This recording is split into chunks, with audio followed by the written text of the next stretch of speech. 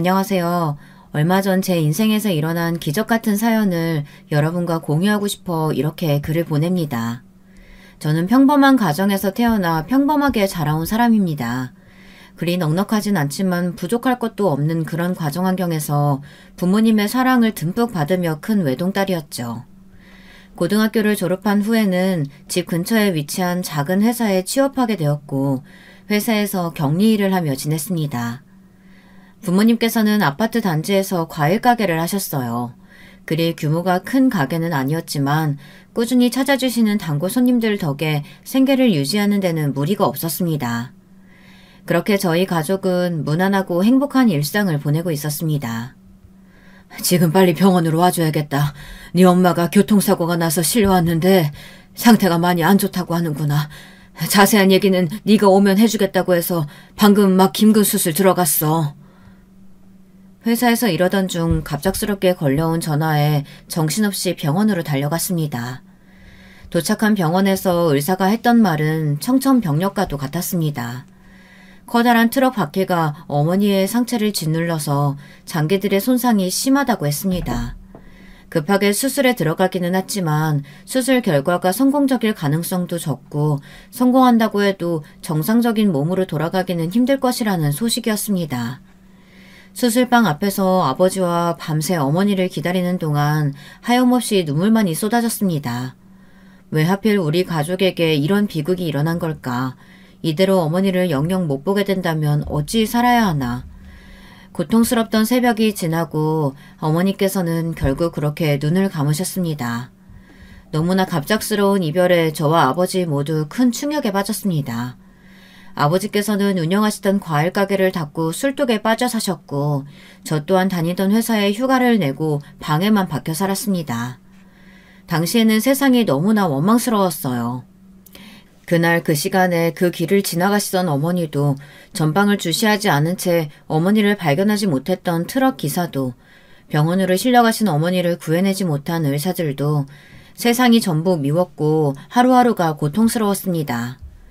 그런 비통스러운 나날들 속에서 먼저 벗어난 사람은 제가 아닌 아버지셨습니다. 간 사람은 있고 산 사람은 살아야지. 네 엄마가 하늘에서 우리가 이러고 있는 모습 보면 얼마나 속이 상하겠니. 내가 아비가 돼서 너를 보듬어주지는 못할 망정 못난 꼴만 보였으니 미안하구나. 우리 이제부터라도 정신 차리고 살자. 나중에 하늘에서 네 엄마 만나면 그래도 당신 그렇게 떠난 뒤로 우리 둘이서 열심히 살았다. 죄책감 가질 필요 없다. 그렇게 말해줄 수는 있어야 하지 않겠니? 아버지의 말씀에 저도 그제서야 정신을 차렸습니다. 휴가를 냈던 회사에 복귀했고 서서히 일상으로 돌아가기 시작했습니다. 아버지께서도 한동안 문을 닫았던 과일 가게를 다시 여셨습니다. 두 분이서 운영하시던 가게이시기에 분명 혼자서 운영하시기가 힘이 붙이셨겠지만 아버지께서는 제게 전혀 힘든 티를 내시지 않으셨습니다. 오히려 일상으로 돌아온 후에도 어머니를 잊지 못하고 고통스러워하는 저에게 이제 그만하라며 그동안 충분히 그리워했으니 어머니 편히 갈 수 있도록 놔주라고 담담히 말씀하시고는 하셨습니다. 그런 아버지의 모습이 든든하기도 했지만 한편으로는 아버지가 조금 원망스럽기도 했습니다. 아버지께서는 어머니의 죽음이 아무렇지도 않으신 걸까? 어떻게 저렇게 빨리 어머니를 보내실 수가 있을까? 이런 어린 생각들이었죠. 그러나 그런 생각들은 얼마 뒤 찾아온 어머니의 생신에 완벽하게 사라졌습니다. 생전 어머니께서는 과일 중에서도 딸기를 참 좋아하셨습니다.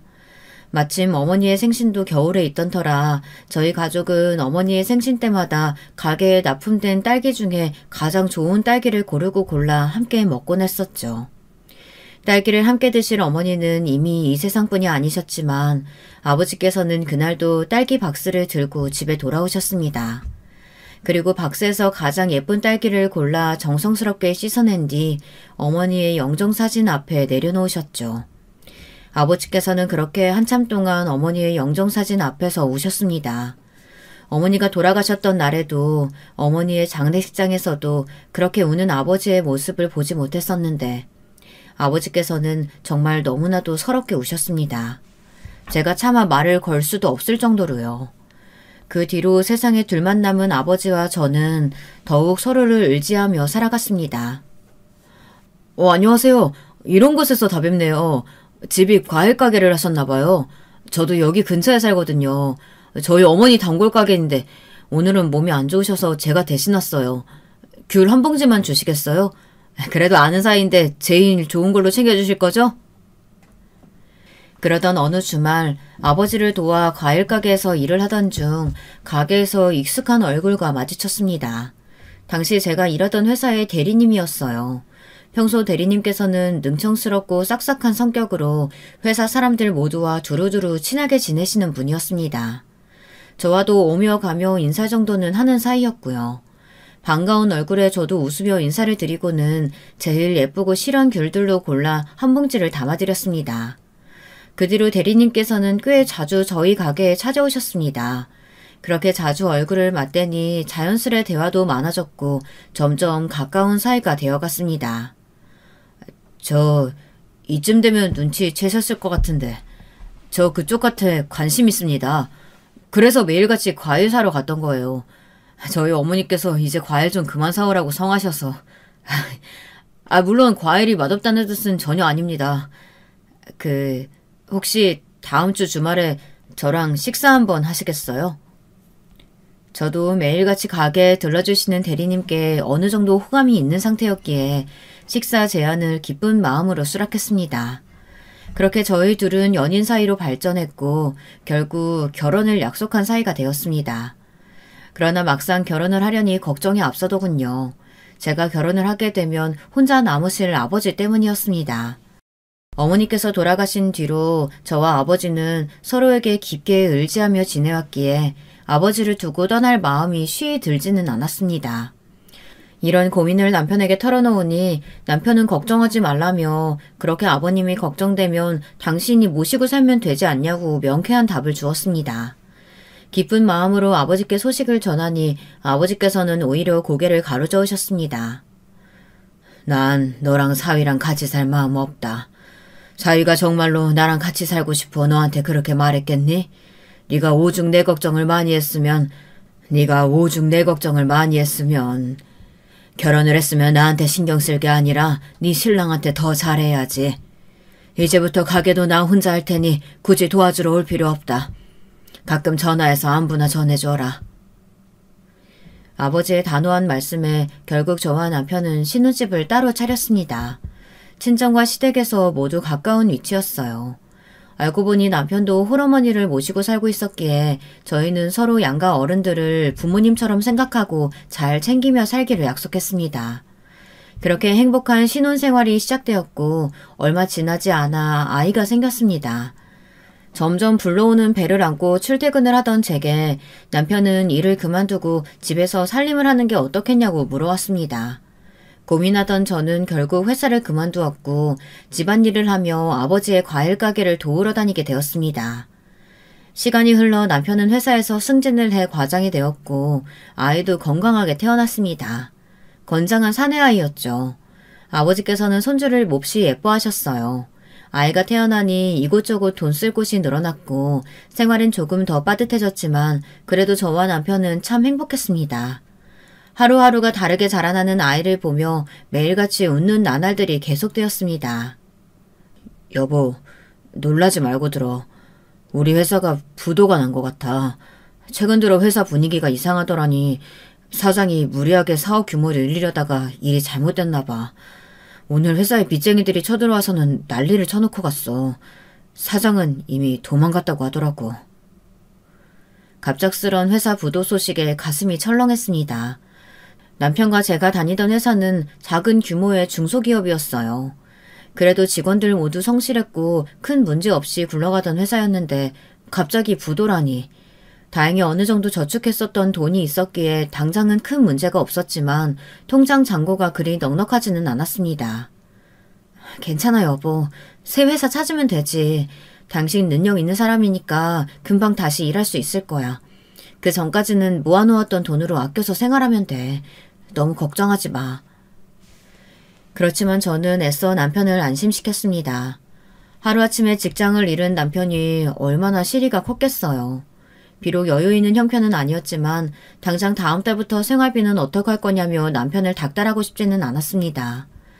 그렇게 남편은 새로운 직장을 찾아 구직 활동을 시작했고 남편이 구직 활동을 하는 동안 저는 동네 식당에서 일하기로 했습니다. 너무나 감사하게도 제가 일하는 동안 저희 아들은 시어머니께서 돌봐주시기로 하셨죠. 금방 새로운 회사를 찾을 수 있을 것 같았던 남편의 구직 기간은 점점 길어졌습니다. 어려운 경기에 중소기업들이 줄줄이 문을 닫는 판국이었고 남편의 얼굴은 날이 갈수록 어두워졌습니다. 그런 남편의 등을 두드려주며 괜찮다고 너무 부담감 가지지 말라고 응원해 주었지만 남편은 술을 마시고서야 잠이 드는 날이 부쩍 늘어갔습니다. 엎친 데 덮친 격으로 아들을 봐주시던 시어머니께서도 건강이 급격히 악화되어 쓰러지셨고 얼마 지나지 않아 돌아가시게 되었습니다. 여보, 나 새 직장 구했어. 내일부터 출근이야. 그동안 너무 고생 많았어. 식당 일하랴 애 돌보랴 정말 힘들었지. 이제 정말 끝이야.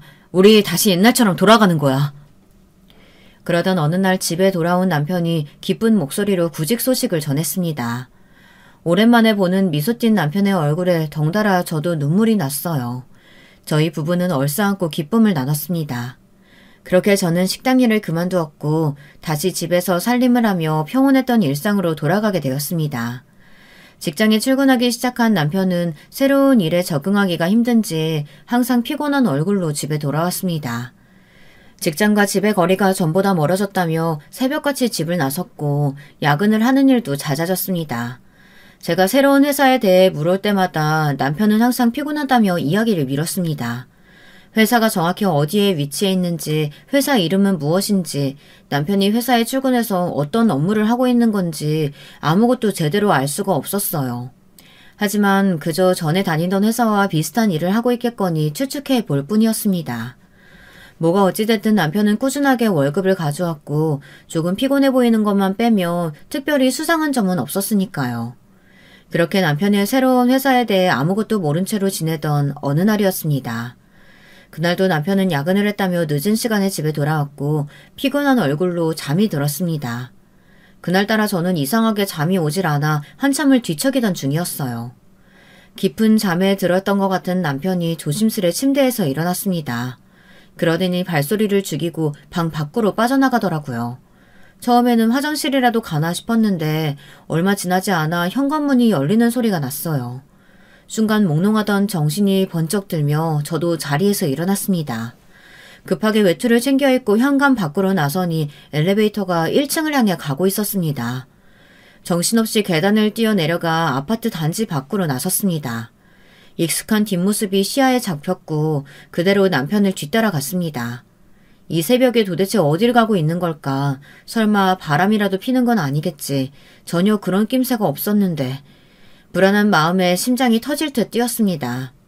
이내 남편은 술집이 모여있는 거리로 들어섰고 한 식당 안으로 들어가더군요. 친구를 만나러 왔다기엔 너무나 늦은 시간이었고 설마 정말로 불륜을 저지르고 있나 싶은 생각에 급하게 남편을 따라 술집 안으로 들어섰어요.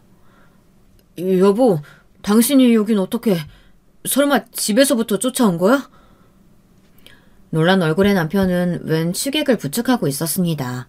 그리고 남편의 한쪽 손에는 못 보던 차키가 들려 있었죠. 상황을 파악하기에는 그리 오랜 시간이 걸리지 않았습니다. 남편은 새벽마다 저 몰래 대리운전을 하고 있었던 거예요. 새로운 회사에 취직했다던 남편의 말은 모두 거짓말이었습니다. 시어머니가 돌아가신 뒤로 아들을 봐줄 사람이 없어지자 저는 결국 식당에 양해를 구하고 가게 한켠에 아이를 앉혀놓은 채 일을 하기 시작했습니다.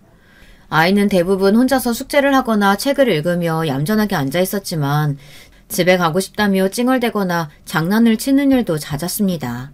아이를 신경 쓰랴 주방 일을 돕느랴 하루 종일 지치고 힘든 날들이 계속되었고 처음에는 편의를 봐주시던 식당 아주머니께서도 나중에는 곤란한 눈치를 보이셨죠. 남편은 그렇게 매일 식당에서 일하고 돌아와 지친 얼굴로 집안일을 하는 저와 점점 바닥을 보이는 통장 잔고를 보며 하루하루 심한 부담감과 죄책감을 느꼈다고 합니다. 그러나 구직 활동은 맘처럼 되질 않았고 결국 남편은 건설 현장 일용직 안부 일을 시작했습니다. 몹시 힘들기는 했지만 당장 회사에서 일할 때만큼의 돈을 벌어올 수 있는 일은 막노동밖에 없었다고 합니다. 그러나 점점 아픈 곳이 늘어나고 예전만큼 긴 시간을 일할 수 없었던 남편은 새벽에 대리운전을 하기 시작했습니다. 매일 아침마다 저에게 진실을 말하려고 수도 없이 다짐했지만 하루하루 커가는 아이와 남편을 배웅하는 제 얼굴을 보면 차마 입이 떨어지지 않았다고 합니다. 그동안 제게 말도 하지 못하고 아침마다 정장을 입고 집을 나섰던 남편을 생각하니 마음이 미어지는 것 같았습니다. 여보, 그동안 당신 고생하는 것도 모르고 나 혼자 마음 편하게 지내서 미안해. 많이 힘들었지. 내가 당신한테 더 신경 썼어야 하는 건데 이제 부담 가질 필요 없어. 우리 뭐가 됐든 같이 일해서 같이 먹고 살자. 당신한테만 짐 지우지 않을게. 제 말에 남편은 참아왔던 눈물을 쏟아냈습니다. 언제나 듬직해 보이던 남편의 등이 그렇게 작아 보이는 것은 처음이었어요. 그렇게 남편을 꼭 껴안고 서로 더 잘 살아보자고 다짐을 했습니다. 그 뒤로 저희는 가게를 차리기로 했습니다. 그간 저희 부부가 고생했던 이야기를 전해 들으신 아버지께서 운영하시던 과일 가게를 접고 그 자리를 저희에게 양보하기로 하셨거든요. 당연히 처음에는 아버지의 제안을 거절하려고 했습니다. 그러나 아버지께서는 완강하셨습니다. 그렇지 않아도 요즘 들어 혼자 가게를 운영하는 게 힘에 부쳤다며 돈을 조금 보태줄 테니 너희 둘이서 원하는 가게를 잘 꾸려나가 보라면서요. 아버지의 말씀에 남편은 그럼 저와 남편이 아버지를 모시고 살면 어떻겠느냐고 물어왔습니다. 결혼할 때부터 진심으로 아버지를 모시고 싶었다며 그때는 아버지께서 반대하시기도 했고 본인도 어머니가 계셔서 결국 흐지부지 됐지만 이제라도 감사하는 마음으로 곁에서 모시고 싶다면서요. 결국 그렇게 저희는 네 가족이 되었고 저와 남편은 과일 가게가 있던 자리에 작은 분식집을 열었습니다. 분식집은 생각보다 장사가 꽤 잘 됐습니다. 과일 가게가 있던 위치가 아파트 단지 앞이기도 했고 바로 앞에 달동네로 들어가는 오르막도 있었거든요. 아파트며 달동네에 사는 아이들이 왔다 갔다 하며 자주 가게에 들렀고 달동네에 사시던 어르신분들도 저희 가게를 자주 찾아주셨습니다. 물론 장사가 잘 된다고 해서 아주 넉넉한 형편은 아니었습니다. 제가 자라왔던 환경처럼 먹고 사는 데 큰 문제가 없을 정도였죠. 돈이 잘 모이지 않는 것에는 저와 남편의 습관 탓도 있었습니다. 사정이 어려워 보이는 손님들이 오시면 번번이 음식을 무료로 드리고는 했거든요. 김밥 한 줄을 사가지고선 그걸 3번 나눠 하루 식사를 때우시는 어르신들도 계셨고 친구들이 떡꼬치를 하나씩 사 먹을 때 돈이 없어 부러운 눈빛으로 바라만 보는 아이들도 있었습니다. 저나 남편이나 그런 사람들을 그냥 지나칠 만한 성정이 못 되다 보니 한 번, 두 번 도움의 손길을 베풀다 습관처럼 굳어지게 된 것이었죠. 안녕하세요. 혹시 여기 떡볶이 500원어치도 파나요? 손주놈이 여기서 파는 떡볶이가 먹고 싶다고 해서. 그러던 어느 날 어느 할머니께서 가게를 찾아오셨습니다. 한눈에 봐도 몹시 마른 체구에 거의 피골이 상접하신 듯한 모습이셨죠. 할머니께서는 500원짜리 한 개를 조심스레 내려놓으시며 제게 물으셨습니다. 달동네 주민이시겠구나. 그런 마음에 커다란 용기에 떡볶이를 가득 퍼담아 드렸습니다. 500원어치는 작은 종이컵에 떡 4-5개를 넣어드리는 것이 다였지만 딱 봐도 할머니께서도 제대로 된 식사를 오랫동안 못하신 것처럼 보였거든요. 커다란 용기를 봉투에 담아드리자 할머니께서는 몹시 당황하신 모습이었습니다. 500원어치를 달라고 했는데 한눈에 봐도 훨씬 많은 양을 드렸으니까요. 저희가 오늘은 일찍 장사 접고 들어갈 생각이어서요. 떡볶이가 많이 남아서 많이 드린 거예요. 할머님 혹시 순대 좋아하세요? 순대랑 튀김도 좀 챙겨드릴게요. 어차피 오늘 못 팔면 다 버리는 거여서요. 그렇게 할머니 손에 순대와 튀김을 한 봉지씩 더 쥐어드리자 할머니께서는 고맙다며 연신 고개를 숙이시고는 떠나셨습니다. 그 뒤로 할머니께서는 한동안 저희 가게를 찾지 않으셨습니다. 저도 바쁜 일상을 보내다 보니 그날의 일을 잊고 살고 있었어요. 할머니 오랜만에 오셨네요. 그날 식사는 잘하셨어요? 손주가 떡볶이는 맛있게 먹었는지 모르겠네요. 오늘도 손주 주실 떡볶이 사러 오신 거죠? 오랜만에 가게를 찾으신 할머니께서는 그날도 몹시 수척하신 모습이었습니다. 반갑게 인사를 건네는 저와는 달리 어딘가 불편하신지 제대로 제 얼굴을 쳐다보지도 못하셨죠. 무슨 일이 있으신가 싶어 왜 그러시냐고 묻자 할머니께서는 우물쭈물하다가 500원을 내미셨습니다. 오늘도 떡볶이 500원어치만 달라고 하시면서요. 할머니께서는 그동안 염치가 없어 가게를 찾지 못했다고 하셨습니다.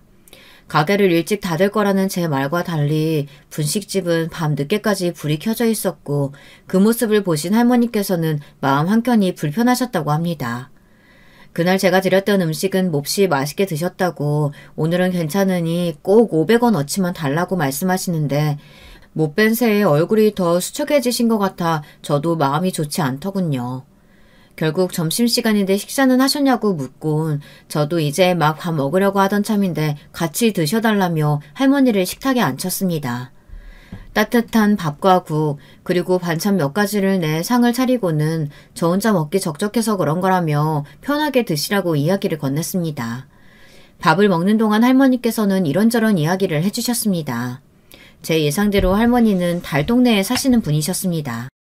할머니께서는 딸이 한 명 있었는데 어릴 적에는 얌전하고 착한 딸이었지만 고등학생 때부터 못된 무리와 어울려 다니기 시작했다고 합니다. 결국 잘 다니던 학교도 그만두고 집을 나가서는 연락이 되질 않았고 한참 뒤에 다시 집에 돌아왔을 때는 임신한 채였다고 합니다.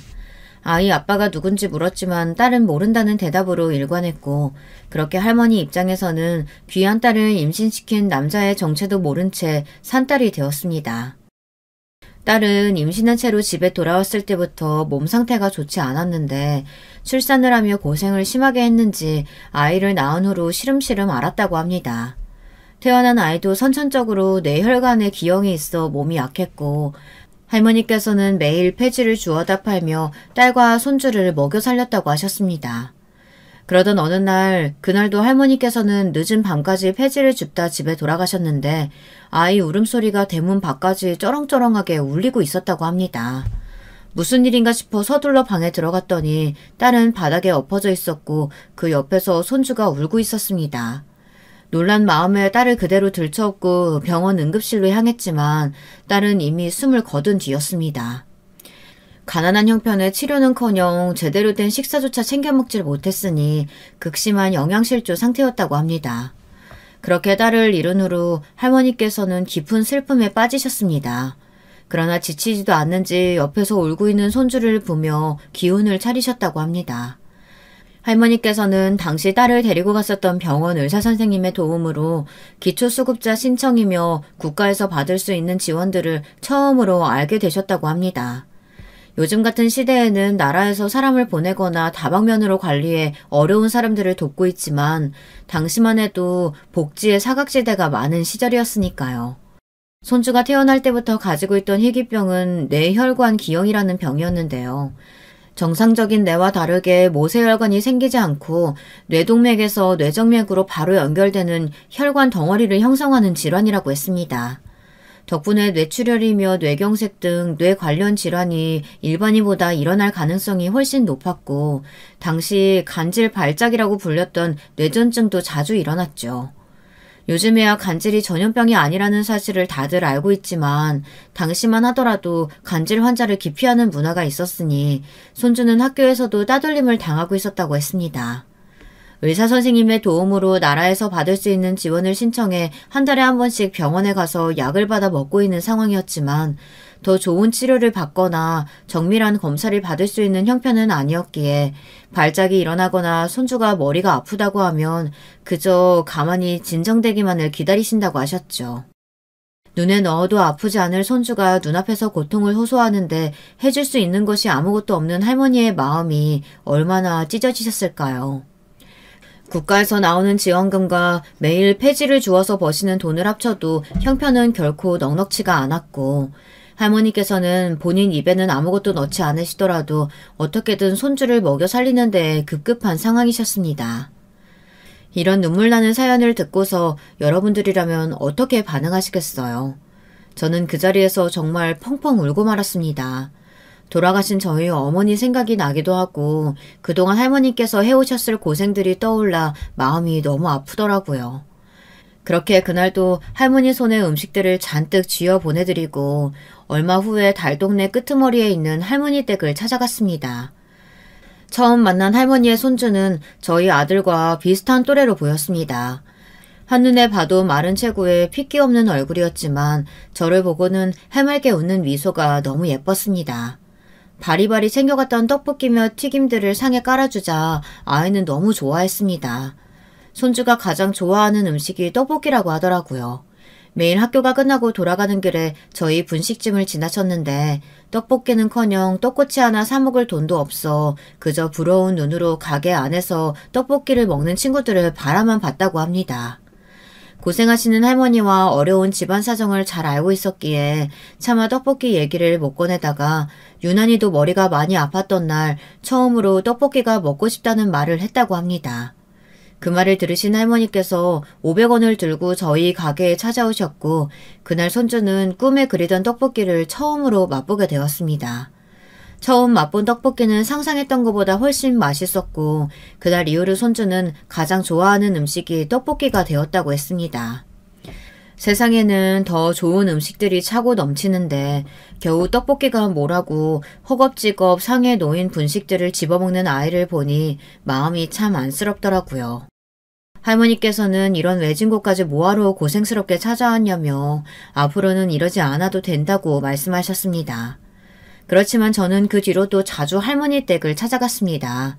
아픈 아이뿐만이 아니라 헬스카신 몸으로 매일같이 폐지를 나르시는 할머니도 걱정이 되었거든요.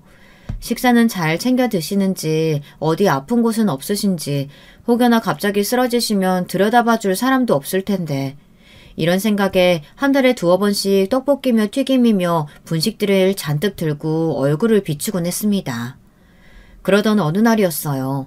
그날도 평소처럼 가게를 열고 일을 하던 중 갑자기 아이 학교에서 연락이 왔습니다.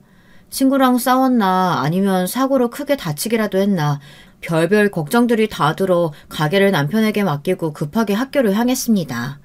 헐레벌떡 들어간 교무실에는 걱정과는 달리 멀쩡해 보이는 저희 아들과 아주 익숙한 얼굴의 아이가 함께 앉아 있었습니다.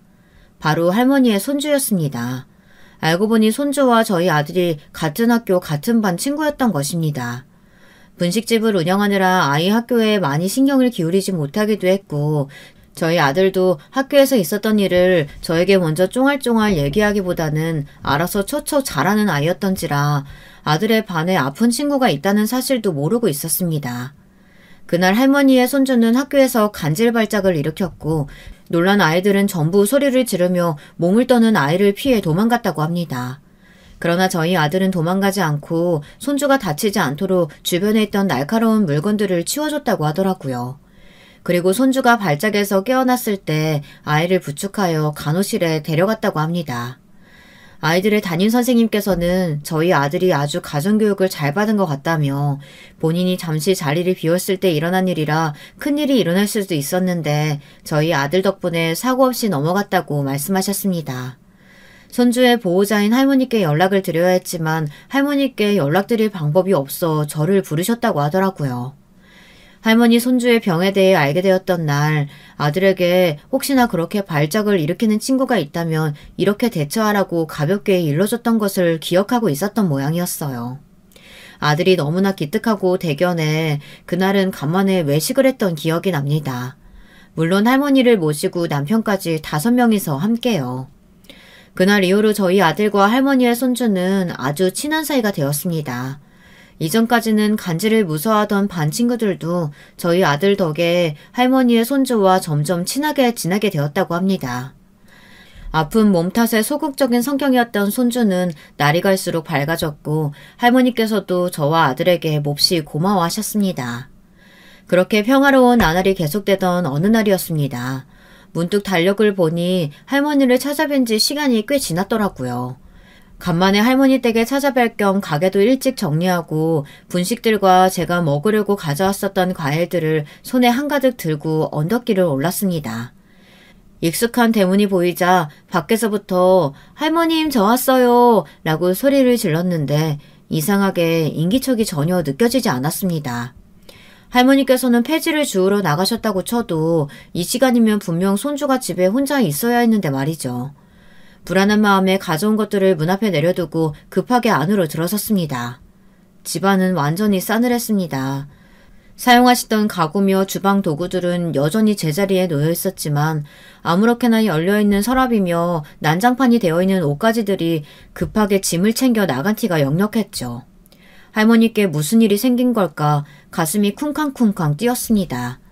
집 밖으로 뛰쳐나와 주변을 둘러보니 마침 아주머니 한 분께서 길을 지나고 계셨습니다. 다짜고짜 아주머니를 붙잡고 여기 사시던 할머니랑 손주한테 무슨 일이 있었느냐고 물었더니 아주머니께서는 당황한 표정으로 그 사람들 이사 나간 것 같던데 하시는 겁니다. 한 일주일 전이었나? 새벽에 갑자기 구급차 소리가 온 동네에 울리는 거예요. 이런 달동네 구석까지 구급차가 오는 일이 어디 흔한 일인가? 무슨 일인가 싶어 동네 사람들 자다 말고 다들 뛰쳐나와 밖을 기웃거리는데 딱 이 집 앞에 서더라고요. 아, 왜? 이 집 손자가 아프잖아요. 간질인가 뭔가. 그 무슨 뇌에 문제가 있다고 하던데. 아무튼 그 손자한테 무슨 일 생겼는갑다 하고 나는 그냥 다시 들어가서 잤죠. 근데 알고 보니까 애가 아니라 애 아빠가 쓰러졌던 모양이더라고. 원래 손자하고 할머니하고 둘이서 살던 집인데 얼마 전에 애 아빠가 갑자기 찾아왔다나 봐. 나도 지나가다 얼굴 몇 번 봤는데 딱 봐도 성질이 고약해 보이더라고. 여기 옆집 사는 아줌마가 그러는데 며칠 동안에 우는 소리랑 남자가 막 고함 지르는 소리가 그렇게 들렸대요. 아유, 술 마시고 행패 부린 거겠지 뭐. 아무튼 그렇게 쓰러지고 뭐가 어떻게 됐는지 그 다음날 할머니 혼자 오셔가지고 짐 챙겨 나간 것 같던데요? 전혀 예상하지 못했던 이야기에 머릿속이 혼란스러웠습니다. 연락은커녕 어떤 사람인지도 모른다던 손주의 아빠가 갑자기 할머니 댁에 찾아왔고 며칠간 행패를 부리다가 급하게 이사를 나갔다니. 혹시 그 사람들 어디로 이사 간다는 얘기는 없었냐 물으니 아주머니께서는 전혀 모르겠다며 고개를 가로저었습니다. 그 뒤로 달동네 이곳저곳을 돌아다니며 주민들을 붙잡고 할머니의 행방을 묻고 분식집에 찾아오는 손님들께도 간간히 할머니에 대해 물었지만 다들 아는 바가 없다며 고개를 저을 뿐이었죠. 아들에게 손주의 소식을 물으니 손주는 갑작스레 전학을 갔다고 했습니다. 저한테도 전학 간다 어쩐다 말 한마디 없었어요. 전날까지만 해도 저랑 같이 놀다가 평소처럼 헤어졌는데 선생님이 처음에는 아프다고 했다가 나중에는 전학 갔다고 하셨어요. 무슨 일 생긴 거 아닐까요? 걱정스러운 아들의 목소리에 저는 아무 일 없을 거라며 손주는 더 좋은 곳으로 이사 갔으니 나중에 꼭 다시 만날 수 있을 거라고 등을 토닥여 주었습니다. 그렇게 할머니와 손주는 소리 소문 없이 행방이 묘연해졌습니다. 동네 사람 누구도 둘의 행방을 알지 못했고 할머니께 따로 연락드릴 방법도 없었습니다.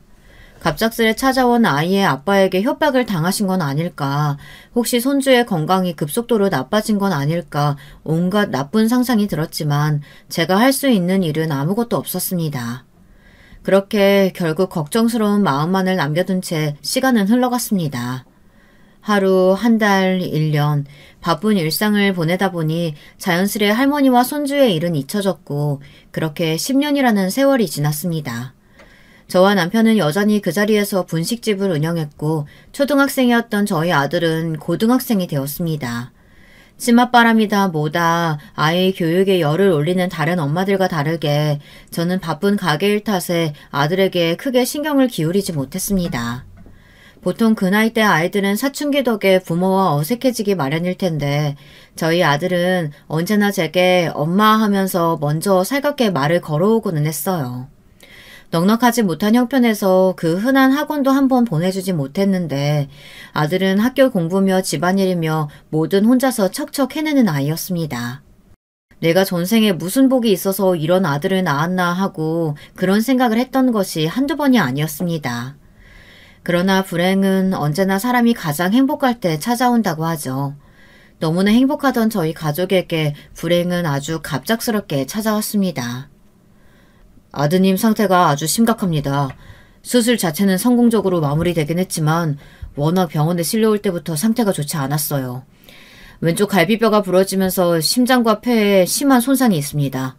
에크모라는 인공기계를 연결해 놓은 상태인데 이 기계가 당장은 심장의 역할을 대신해주긴 하지만 영구적인 것은 아니에요.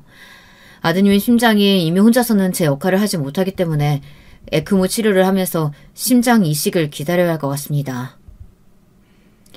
뺑소니 사고였습니다. 그날도 아들은 평소처럼 학교가 끝난 뒤 가게 일을 돕기 위해 학교 뒤쪽 골목길로 걸어오던 중이었고 좁은 길을 지나던 트럭이 코너에서 아이를 발견하지 못해 사고가 났습니다. 트럭 기사는 다친 저희 아들을 발견하지 못했는지 아니면 사고가 났다는 사실을 알고도 겁이 났던 건지 그대로 현장을 벗어나 버렸고 쓰러져 있던 아들을 지나가던 행인이 발견해 119에 신고를 했습니다. 아들이 지나가던 골목길은 낮에도 인적이 매우 드문 길이었기에 아무도 목격자가 없었습니다. 아들이 발견되었던 시간도 사고 후 30분여가 지난 시점이었다고 합니다. 저희 아들은 그 차가운 콘크리트 바닥에서 30분이나 다친 채로 방치되어 있었던 겁니다. 병원에서는 아들이 조금이라도 더 늦게 발견되었다면 제대로 된 치료도 해보지 못하고 숨을 거두었을 수도 있다고 했습니다. 중환자실에서 기계들을 잔뜩 단 채 누워있는 아들의 모습을 보니 눈물이 쏟아졌습니다. 왜 나에게만 이런 시련이 찾아오는 걸까? 저 작은 아이가 무슨 잘못을 했다고 하늘은 이렇게 큰 고통을 주시는 걸까? 하염없이 눈물이 흘렀고 세상이 원망스러웠습니다. 아들의 교통사고 소식에 큰 충격을 받으신 아버지께서는 급속도로 건강이 악화되셨습니다. 혼자서는 식사도 제대로 못하실 정도로 시름시름 앓으시더니 결국 병원 신세를 지게 되셨죠. 중환자실에 누워있는 아들과 입원하신 아버지 사이를 왔다 갔다 하며 간호를 하다 보니 저 또한 심신이 몹시 지쳐가고 있었습니다. 저 없이 혼자서 가게를 운영하는 남편도 지쳐가기는 마찬가지였습니다. 누군가는 생활비와 병원비를 벌어야 했기에 남편이 혼자서 가게 일을 하고 있었거든요. 아들과 아버지의 상태는 날이 갈수록 좋지 않아졌고 저와 남편의 사이에도 대화가 사라지기 시작했습니다. 누워있는 두 사람을 보며 매일 눈물로 지새는 밤이 늘어갔습니다. 돌아가신 어머니처럼 아들과 아버지도 제 곁을 떠나버릴 것만 같은 불안감에 한시도 병원을 떠나지 않았어요. 간절한 제 마음과는 다르게 상황은 점점 나빠져만 갔습니다. 의사는 더 이상 에크모 치료도 지속하기 어렵다며 빠르게 심장 이식 수술을 받지 못하면 아들이 이대로 깨어나지 못할 가능성이 크다고 말했습니다. 그러나 심장과 같은 중요한 장기는 쉽게 이식받을 수 있는 것이 아니었고 언제 기증자가 나타날지 모르는 상황이었습니다. 갈수록 쇠약해지시던 아버지께서는 결국 눈을 감으신 뒤 저는 미친 사람처럼 아들에게 더 집착하기 시작했습니다. 혹시라도 아들의 심장이 기적처럼 갑자기 다시 뛸 수도 있지 않을까. 당장이라도 기계들을 벗어던지고 일어나서 엄마하고 저를 불러주진 않을까. 말도 안 되는 상상을 하며 하루 종일 중환자실 앞에서 떠나질 못했습니다. 당시에 저는 거의 사람꼴이 아니었습니다. 매일 식사도 하는 둥 마는 둥 아들에게 차도가 있을까 하루 종일 중환자실 앞에서 소식만 기다리느라 몸무게가 8kg나 빠졌을 정도였어요. 저를 더욱 미치게 하는 것은 아들의 사고가 뺑소니라는 사실이었습니다. 그날의 사고로 저희 가족은 이렇게 큰 불행을 겪고 있는데 그 불행의 씨앗이 된 트럭 기사는 잡힐 기미가 없었으니까요. 왜 그날 그 골목길에 하필이면 우리 아들이 지나가고 있었을까?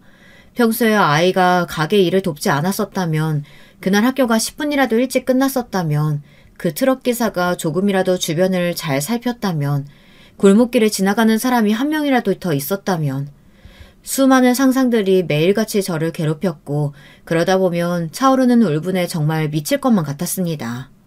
내가 도대체 무슨 잘못을 했기에 이런 고통을 2번이나 겪어야 하는 건가.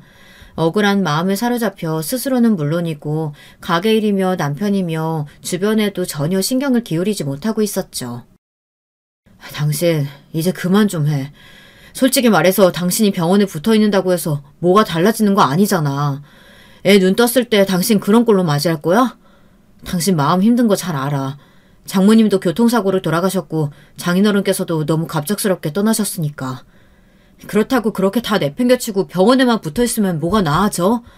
당신이 그렇게 미친 사람처럼 집착한다고 기증자가 갑자기 나타나기라도 하냐고. 나 혼자서 가게 운영하기도 이제 지쳐. 요즘 몸도 예전 같지 않고. 이제 제발 그만하고 정신 좀 차리자. 애를 위해서라도. 그런 저를 보다 못한 남편이 거의 울면서 쏟아낸 말에 저는 그제서야 정신을 차렸습니다. 입맛이 없더라도 억지로 밥을 챙겨 먹기 시작했고 한동안 손을 놓고 있었던 가게도 돌보기 시작했습니다. 오랜만에 만난 가게 손님들은 저를 몹시 반겨주셨고 그동안 걱정이 많았다며 살이 왜 이렇게 빠졌냐며 하나같이 따뜻한 말씀들을 해주셨습니다. 오랜만에 느껴보는 사람들의 온기에 바보같이 눈물이 흘렀던 기억이 납니다. 가게 일을 하는 중에도 혹시 병원에서 연락이 오지 않을까 핸드폰을 항상 곁에 두고 가게 문을 닫으면 불이 나게 병원으로 달려가 아들의 상태를 확인했습니다. 기특하게도 인공기계를 단 아들은 생각보다 더 잘 버텨주고 있었고 기적처럼 기증자가 나타나기만을 매일같이 간절히 바라고 있었죠. 그런 제 간절한 마음을 하늘에서도 알아주신 건지 얼마 지나지 않아 정말 기적 같은 일이 일어났습니다. 심장 기증자가 나타난 것입니다. 가게에서 연락을 받은 저는 하던 일을 내팽개치고 병원으로 달려갔습니다. 아들은 응급수술에 들어갔고 남편과 저는 밤새 수술실 앞에서 기도하고 또 기도하며 수술이 성공적으로 끝나기만을 기다렸습니다. 수술은 성공적으로 끝났습니다. 경과는 좀 더 지켜봐야겠지만 아마 큰 문제 없이 회복할 수 있을 것 같습니다. 그동안 정말 고생 많으셨어요, 어머니. 심장 기증 이렇게 쉽게 받을 수 있는 게 아닌데 운이 좋으셨네요. 다행히도 수술은 성공적으로 끝이 났고 덕분에 아들은 적응 기간을 거친 후 이전처럼 정상적인 삶으로 돌아올 수 있게 되었습니다. 장기 기증 원칙상 기증자의 신원에 대한 정보는 아무것도 알 수 없었기에 이름도 얼굴도 모르지만 저희 아들에게 새로운 삶을 주신 기증자분께 너무나 감사한 마음뿐이었습니다. 물론 저희가 심장을 기증받았다는 것이 기증자분의 생명이 다했다는 뜻이었기에 마냥 마음이 가볍지만은 않았습니다. 안 된다는 걸 알고 있었지만 기증자분께 어떻게 해서든 감사를 전하고 싶은 심정이었어요. 요즘에는 장기 기증자와 수혜자 사이에 편지를 주고받는 제도가 생긴 모양이지만 당시에는 둘 사이의 교류가 이루어지기 힘든 상황이었어요. 그렇게 아들은 점점 회복하며 이전의 건강한 모습을 되찾아갔고 중환자실에서 일반 병실로 옮겨 재활을 시작했습니다. 할머니 맞으시죠? 저 기억하세요? 분식집 사장이요. 어떻게 이런 곳에서 다 만나네요? 그간 잘 지내셨어요? 제가 얼마나 걱정했었는데요. 아들의 재활을 돕던 평화로운 나날들이 이어지던 와중 저는 병원 로비에서 너무나 낯익은 얼굴을 발견했습니다. 바로 10여 년 전 홀연히 사라지셨던 할머니였죠. 할머니께서도 저를 알아보시고는 너무나 반가워하시며 안부를 물어오셨습니다. 저는 할머니께서 사라지신 후 행방을 묻고 다녔던 일이며 아들이 교통사고 후에 기적처럼 장기 기증을 받은 일들까지 조잘조잘 말씀드렸습니다. 이야기를 들으시던 할머니께서는 이내 눈물을 왈칵 쏟아내셨습니다. 갑작스러운 눈물에 당황한 저는 왜 그러시냐며 저희 아들이 이제 잘 회복해서 재활 중이다. 그동안 힘든 일이 많으셨냐. 할머니를 위로하며 등을 토닥여 드렸습니다. 할머니께서는 한참 동안 눈물을 보이시더니 조금 진정이 되셨는지 세상에 정말 인연이란 게 있구나 하시며 혼자 되뇌이시더라고요. 10년 전 그날 할머니 댁에는 아이의 아빠라는 사람이 갑작스럽게 찾아왔다고 합니다. 아이의 아빠는 30대 초반 정도의 나이였고 매우 난폭한 성격이었습니다. 딸을 임신시켜놓고도 나몰라라 하다가 본인의 생활이 궁핍해지자 딸이 살던 집을 기억해 찾아왔던 것이었습니다. 할머니께서는 딸은 이미 죽었고 당신 같은 아빠는 필요 없으니 당장 나가라 호통을 쳤지만 건장한 남자의 눈에 삐쩍 마른 할머니가 무서웠을 리가 만무했습니다. 결국 남자는 할머니 댁에 눌러앉아 밤낮이며 술을 마시며 아이에게 소리를 지르거나 폭력적인 행동을 했고 그날 새벽에도 잔뜩 취한 채로 언성을 높이다 갑자기 쇼크로 쓰러진 것입니다. 사람이 죽게 내버려둘 수는 없었으니 옆집에 부탁해 급하게 119를 부르기는 했지만 할머니께서는 남자가 쓰러진 지금이 도망칠 수 있는 유일한 기회라고 생각하셨다고 합니다. 남자가 병원에 입원해 있는 동안 할머니께서는 필요한 짐들만 급하게 챙겨 손주를 데리고 먼 동네로 도망을 치셨습니다. 혹시 남자가 소식을 물어 찾아올까 주변에도 알리지 않고 쫓기듯 몰래 가셨다고 합니다. 그래서 주변 이웃들도 모두 소식을 몰랐던 것입니다. 일련의 사건을 거치며 스트레스가 심했는지 원래도 좋지 않았던 손주의 건강은 급격하게 악화되기 시작했습니다. 결국은 얼마 지나지 않아 병원 신세를 지게 되었고 학교도 다니지 못하게 되었습니다. 병원에 입원해 있던 지난 10년간 큰 수술을 2차례나 받았고 그럼에도 차도가 없어 결국 뇌사 판정을 받았다고 합니다. 할머니의 손주는 생전 자주 했던 말이 있었는데요. 바로 자신이 죽게 되면 자신의 장기를 기증하고 싶다는 이야기였습니다. 할머니는 당연히 처음에는 반대하셨지만 자신은 그동안 많은 사람들에게 대가 없는 나눔을 받으며 살아왔다고 자신도 마지막 가는 길에라도 누군가에게 나눔을 베풀고 싶다는 손자의 말에 결국 고집을 꺾으셨다고 합니다. 그렇게 손자가 뇌사 판정을 받자 장기 기증을 하게 되었고 손자의 심장이 비슷한 나이였던 저희 아들에게 기증된 것입니다. 어려운 환경에서 아픈 몸으로 자라왔는데도 언제나 해맑게 웃어 보이던 그 아이의 얼굴이 떠올라 할머니 곁에서 저도 눈물을 한참이나 쏟아냈습니다. 다시 생각해도 정말 말도 안 되는 인연 아닌가요? 세상에 어떻게 이런 일이 있을 수 있을까요? 저희 아들에게 할머니 손주의 심장이 들어왔다니요. 덤덤하게 그간의 일들을 말씀하시는 할머니께서는 고생을 많이 하셨는지 여전히 마른 모습이었어요. 그 모습을 보니 더 눈물이 났습니다. 지금은 어디서 어떻게 지내시는지 물으니 다시 전에 살던 달동네 집에 들어가 계신다고 하더라고요. 몸이 좋지 않아 폐지 줍는 일도 하지 못하고 나라에서 받는 돈으로 근근히 먹고 산다고 하셨습니다. 할머니, 저희 같이 살아요. 제가 할머니 모시고 살고 싶어요. 손주가 하늘나라로 먼저 가면서 혼자 남으실 할머니가 걱정돼서 이런 인연을 만들어줬나 봐요. 제가 어머니처럼 잘 모실게요. 할머니께서는 제 말에 깜짝 놀라시며 됐다 하며 손사래를 치셨지만 저는 할머니의 손을 꼭 잡은 채로 제가 모시고 싶다, 거절하지 말아달라 계속 부탁드렸습니다. 결국 거절하시던 할머니께서도 제 고집에 저희 집으로 들어오셨고 남편과 아들 또한 할머니를 가족처럼 반갑게 맞아들였습니다.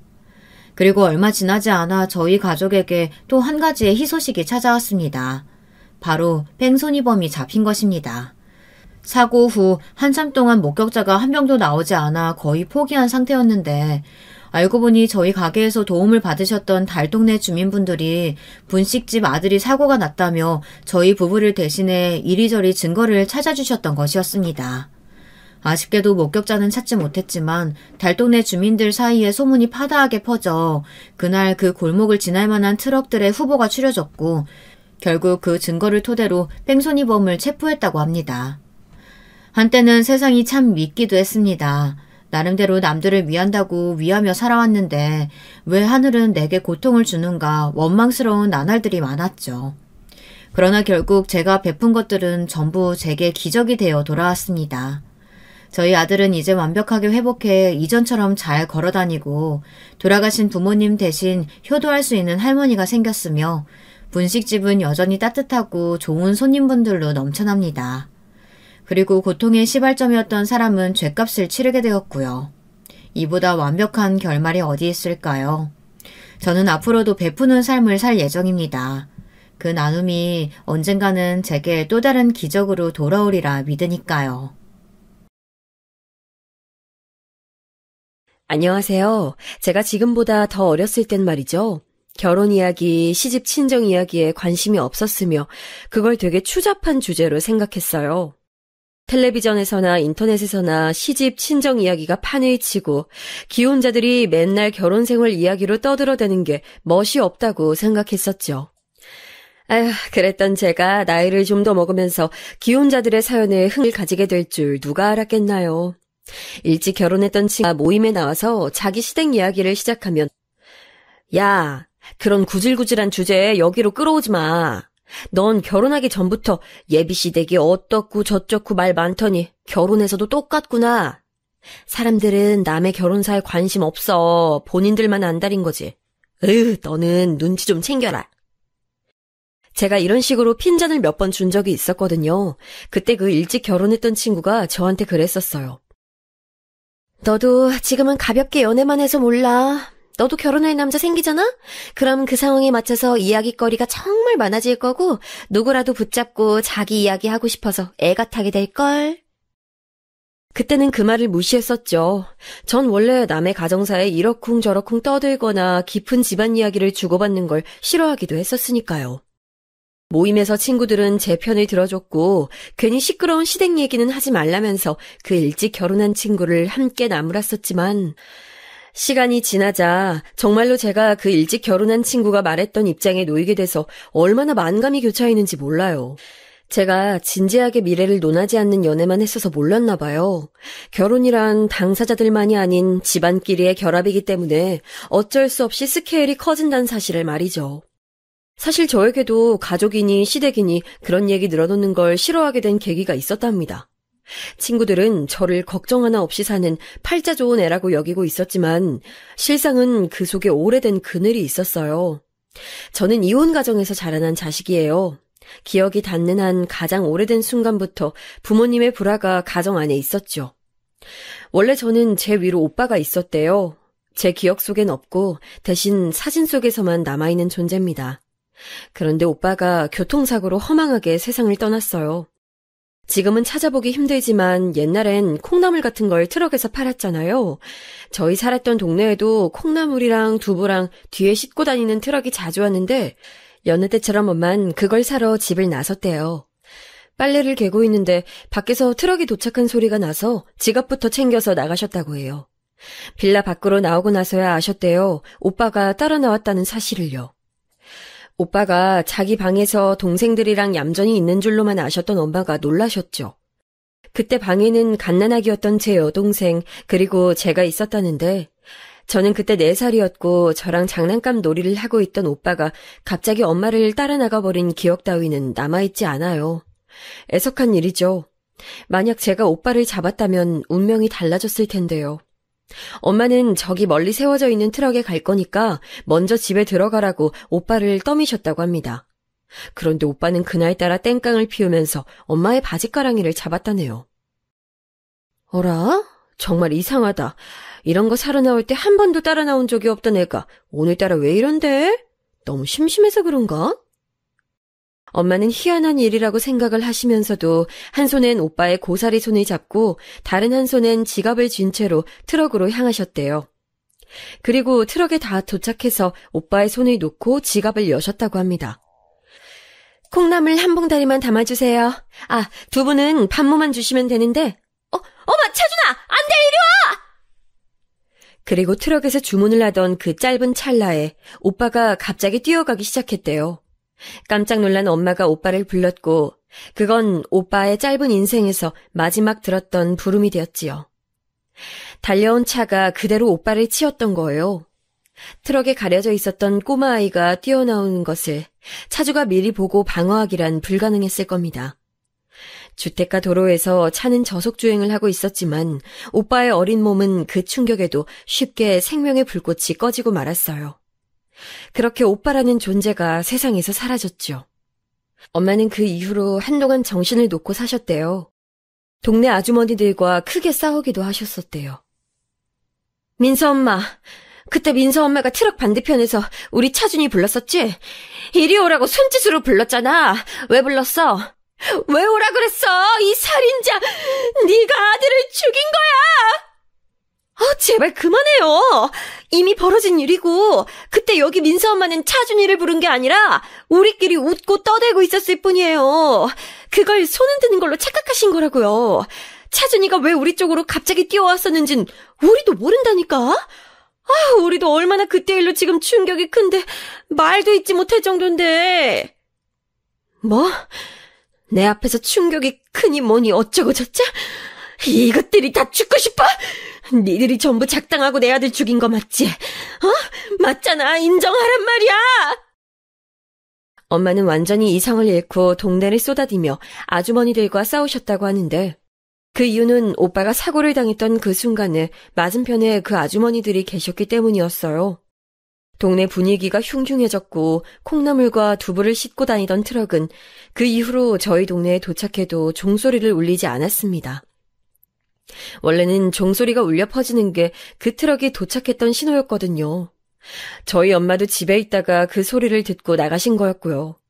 하지만 오빠의 사고 이후로 종소리는 더 이상 들리지 않게 됐어요. 콩나물, 두부, 우리나라 사람들에겐 너무나도 대중적인 음식 재료잖아요. 식탁에서 빠질 수 없는 것이고요.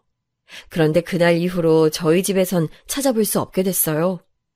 저는 너무 어렸을 때라서 그런 현상이 뭔지도 알지 못했지만 자라면서 그런 것들을 깨닫게 될 때마다 가슴이 너무 착잡했었죠. 엄마가 차마 정신을 완전히 놓지 못하셨던 건 저와 여동생이 있기 때문이었어요. 자식 하나가 비록 떠났지만 자식 둘이 남아있었으니 엄마로선 정신을 차리고 살아가셨어야 했던 것이죠. 엄마는 꿋꿋하게 다시 일상으로 돌아오고자 하셨고 그때 흐름이 엇갈려 버렸어요. 이게 무슨 이야기냐고요? 저희 아빠 말이에요. 당신의 첫째 아들이 불의의 사고로 한순간에 세상을 떠났다는 걸 아빤 처음엔 받아들이지 못하였죠. 일 갔다 오니까 우리 아들이 죽었다고? 이걸 어느 부모가 믿을 수 있겠어. 이건 있을 수 없는 일이야. 일어나서도 안 되는 일이었다고. 내 아들 어딨어? 우리 차준이 어디 있냐고! 아빠는 멍하게 현실만 부정하셨어요. 갑작스러운 슬픔을 그 안으로 집어넣지조차 못하신 것이었죠. 아빠는 일남사녀 집안의 유일한 아들이셨거든요. 그래서 우리 귀한 아들 소리 한껏 들어가며 자라셨다고 했습니다. 그런 아빠에게서 난 아들이었으니 오빠란 존재가 남달랐던 것이었죠. 세상 하나뿐인 특별한 아들이었는데 허망하게 사고로 떠나보냈다는 걸 아빠는 인정하지 않으셨어요.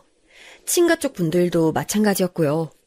특히 할머니께서는 저희 엄마를 미친 듯이 원망하셨습니다.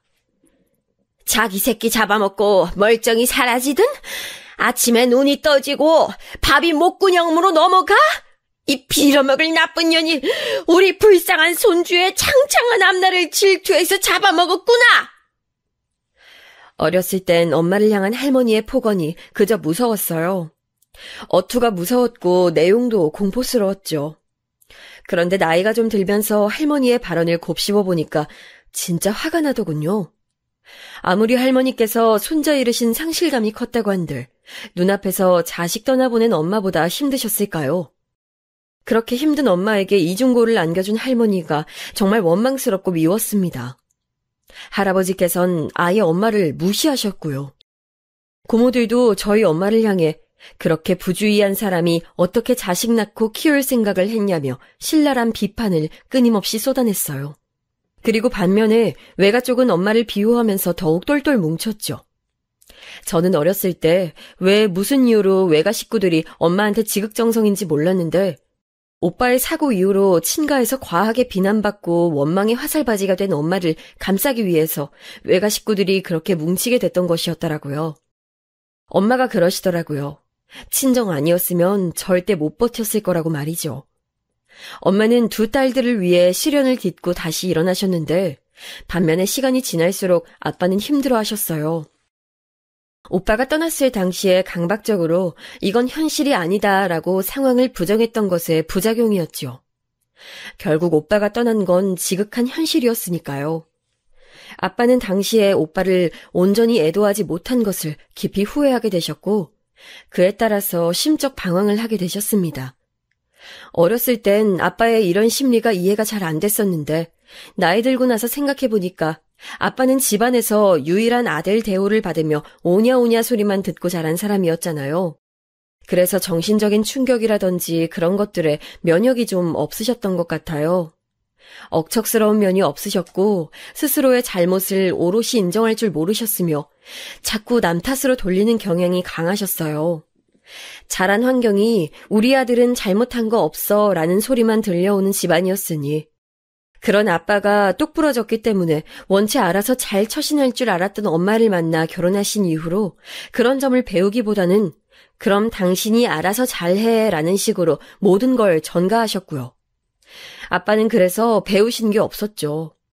뒤늦게 당신의 아들이 영영 떠나버렸고 마음에 큰 구멍이 생겼다는 걸 깨달은 아빠가 방황을 하시는 바람에 그때부터 집에 비극이 벌어졌어요. 그때부터 악몽 시작이었습니다. 아빠가 자기 잘못 인정 안 하고 남 탓을 하는 분이라고 했잖아요. 그게 완전히 크게 적용을 했어요. 아빠가 다니셨던 회사가 때마침 사정이 어려워졌거든요. 그 영향을 아빠도 피할 수 없었고 하루하루 압박에 시달리셨는데 그 힘든 것을 집에서 푸셨어요. 이게 다 불쌍한 우리 아들 차준이가 억울하게 죽었기 때문에 일이 나쁘게 돌아가는 거야. 당신이 우리 아들 멀쩡히 돌보기만 했어도 이런 일 없었어. 당신이 결국엔 책임자인 거야. 알아? 회사에서 괴로운 일이 있으셔도 그 탓을 집에 와서 돌리셨고 점차 그저 마음에 안 드는 구석만 생겨도 그걸 집에서 탓을 찾으셨어요. 삐뚤어진 성정에 꼭 따라 나오는 한 가지가 있죠. 바로 술 말이에요. 언제부턴가 아빠는 술을 즐겨 찾기 시작하셨어요. 엄마가 나무라시자 크게 화를 내셨던 모습이 기억에 어렴풋이 남아있네요. 내가 술 좀 마시겠다는데 니까짓 게 뭔데 이래라 저래라 참견질을 해, 어? 내가 이 고난을 잊고자 술을 마시겠다고.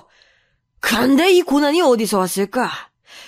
바로 이 여편네한테서 온 것 같은데? 나한테 고난을 안겨준 주제에 감히 나한테 술 마시지 말라면서 잔소리를 해? 이 정신 나간 년이, 자기 자식이 길바닥에서 죽도록 만든 년이 확시 그냥 저걸 술독에 빠뜨려 익사시킬까 보다. 어렸을 때 아빠가 퍼부은 폭언의 의미가 정확히 뭔지 모르면서도 공포에 질려 덜덜 떨었었습니다. 엄마는 도저히 아빠에게 의존하며 사는 위험한 선택을 할 수 없다면서 직장을 다니셨고요. 저와 여동생의 미래를 위해서 꼭 돈을 모으겠다고 하셨어요. 저는 엄마의 당부에 따라서 여동생을 돌봤어요. 마치 애가 애를 키우는 모습이었지만 일찍 철이 들었던 저는 군말 없이 여동생을 보살폈습니다. 밥도 제가 먹이고 제 작디 작은 손으로 여동생의 얼굴을 씻겨가면서 옷도 갈아입히고 재워가면서 그렇게 제가 돌봤어요. 불평불만을 터뜨리고 우는 소리를 할 집안 환경이 아니라는 것을 어린 나이에도 직감적으로 깨달았거든요. 제가 우는 소리를, 나약한 소리를 내뱉는 순간 아빠에게 어떤 봉변을 당할지도 모른다는 공포심이 저를 강력히 누르고 있었어요. 아빠는 날이 갈수록 성격이 포악해졌고 다혈질이 되어갔습니다. 솔직히 그쯤 되니까 세상을 떠난 오빠는 아빠가 분노를 터뜨리기 위한 핑곗거리가 아닌가 싶어졌죠.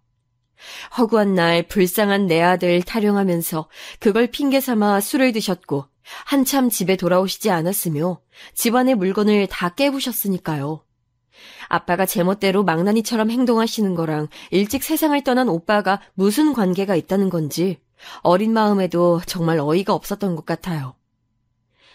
나는 저런 어른이 절대 되지 말아야지. 애들 앞에서 저런 추악한 모습 보이는 어른이 될 거라면 차라리 영영 어른이 되지 못하는 게 나아. 떠난 자식 때문에 남겨진 자식들 방치하는 부모가 어딨어. 아무리 생각해도 아빠는 정상이 아니야. 그리고 내가 내 힘으로 엄마랑 동생 지킬 수 있도록 클 때까진 아빠 앞에서 숨 죽이면서 버텨야겠다. 그 전에 아빠한테 대들었다간 정말 죽을 수도 있으니까. 한번 물고가 트이면 걷잡을 수 없어지는 것처럼 아빠도 그랬습니다. 점점 거칠어져 가셨고 스스로를 통제하지 못하셨어요. 엄마도 처음엔 그런 아빠를 맞춰주며 조용히 다 감내하셨죠. 엄마는 당신을 죄인이라 생각하셨으니까요. 그러나 아빠의 막무가내가 더욱 심해지고 그 영향 때문에 저랑 여동생이 두려움에 떠는 날이 잦아지자 엄마도 이제 화가 나셨던 거예요. 아빠를 향해 맞서서 화를 내기 시작하셨죠. 그래서 제 머릿속에 가장 온전한 기억 중 오래된 것은 부모님이 싸우시는 광경이에요. 서로에게 나를 세우며 욕하고 차라리 나가 죽어라 저주를 하셨던 두 분의 모습이 제가 가지고 있는 가장 온전한 오래된 기억이랍니다. 그 어렸던 제가 당초에 무슨 큰 잘못을 했었다고.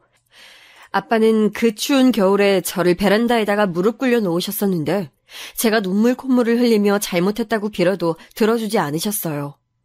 저는 제가 무슨 잘못을 저질렀는지도 모르는 채 추위에 온몸을 떨어가며 베란다에 갇혀 있어야 했던 그 무력감이 아직도 생생합니다. 나중에 알았죠. 아빠는 그저 저에게 성질대로 화풀이를 하셨을 뿐이라는 걸요. 저는 사정이 나았습니다. 제 여동생은 아빠 때문에 영영 정상적인 삶을 못 살게 됐으니까요. 여동생이 9살 때였는데요. 집에서 아빠 때문에 머리를 다쳤어요. 아빠가 여동생이 몰래 사모은 인형놀이 스티커 세트를 발견하곤 그걸 다 가위로 잘라버리신 게 화근이었죠.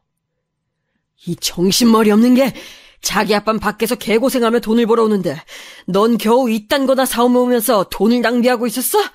내가 저번에 말했지. 한 번만 더 이딴 거 사모으면 내가 다 찢어버릴 거라고. 너도 가만 안 둘 거라고 내가 분명히 경고했었을 텐데.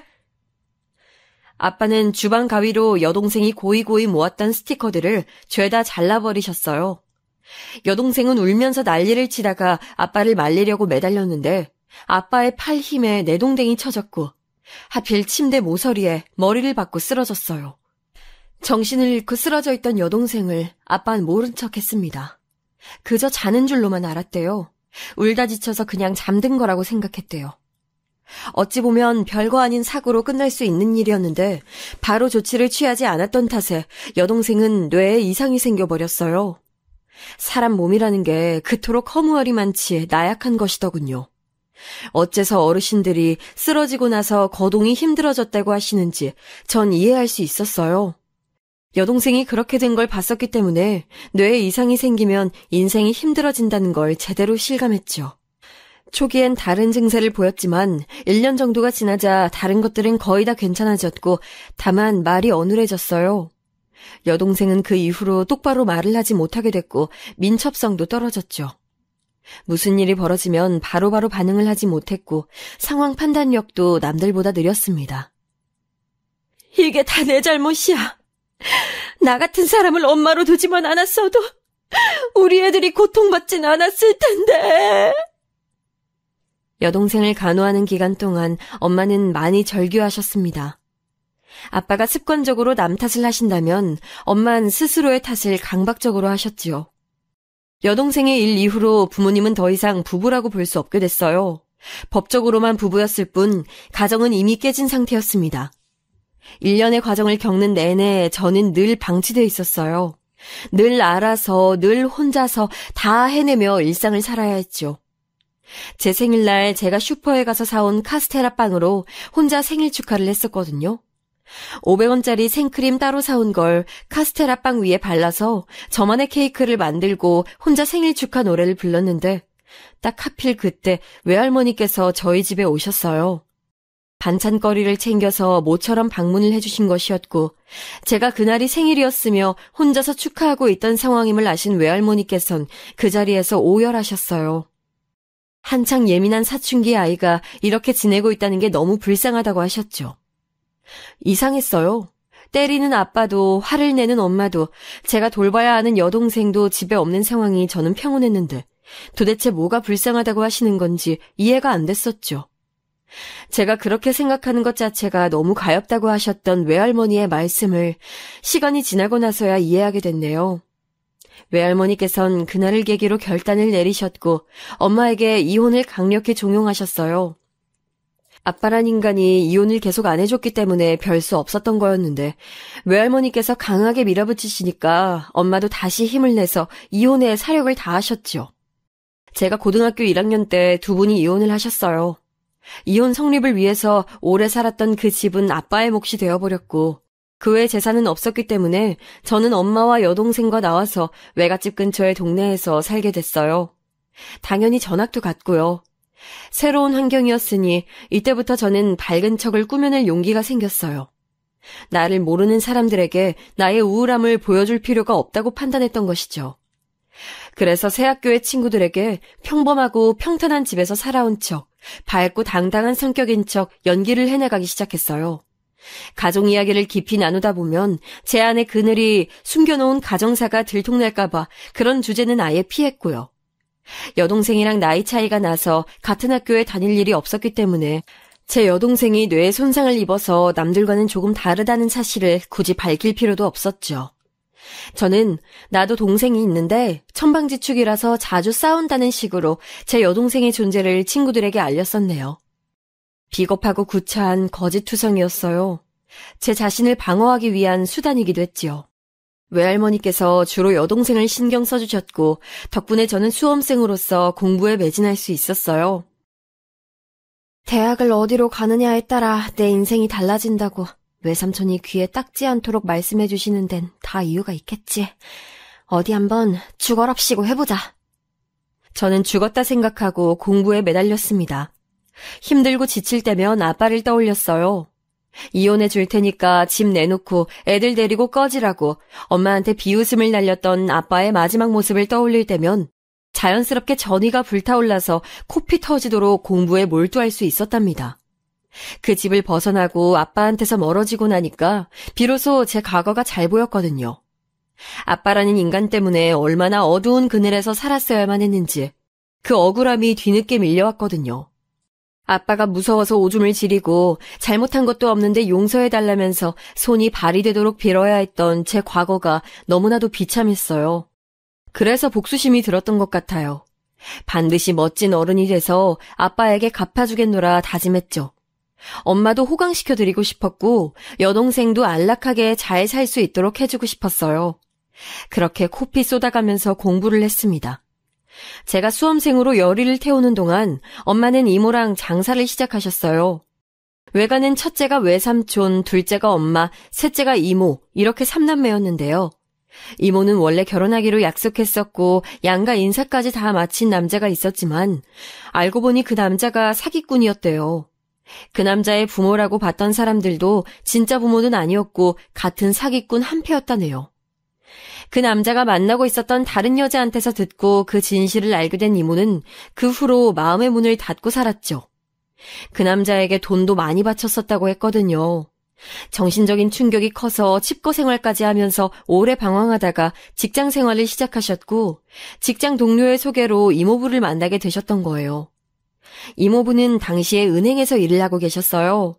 본가가 시골 깡촌이라서 혼자 자취하면서 일을 다니다 보니 결혼이 늦어졌다고 말하던 순박한 사람이 마음에 들어서 이모는 다시 사랑을 결심하셨고 그렇게 이모부랑 결혼까지 하신 것이었지요. 그런데 설마 그 이모부가 그 이후로 탄탄대로를 달릴 줄 누가 알았겠나요? 저희 부모님이 끝내 이혼을 하셨을 때 이모부는 공기업으로 들어가셨어요. 거기서 이모부가 안정적으로 적응을 하신 덕분에 이모가 저희 엄마랑 장사를 해볼 생각을 하실 수 있었죠. 내가 어리석게 살아온 탓에 내 자식들이 받아야 했던 고통, 그 죗값을 치르기 전에 내가 내 자식들 여유롭게 살 수 있도록 반드시 돈을 벌어서 성공을 해보여야겠어. 엄마는 각오를 다지신 상태였고 엄마가 지난 세월 힘들어하시는 동안 곁에 있어주지 못했다는 죄책감으로 괴로워하셨던 이모는 이제 가까이 살게 됐으니 기회를 삼아서 같이 장사를 하자며 제안을 하신 거였죠. 장사는 순항이었고 저는 제가 꿈에나 그릴 수 있었던 명문대에 들어갔습니다. 턱걸이 합격이었기 때문에 더욱 극적이었고 더욱 감동이었던 것 같아요. 외삼촌이 동네에 대학 합격 현수막도 걸어주셨고 제 첫 등록금도 내주셨어요. 당시엔 민망하기만 했는데 돌아보니까 너무 감사한 부분이에요. 가족이란 울타리의 따스함을 인생 처음으로 그때 느껴봤던 것 같네요. 다들 저를 너무 축하해 주셔서 몸둘 바를 몰랐죠.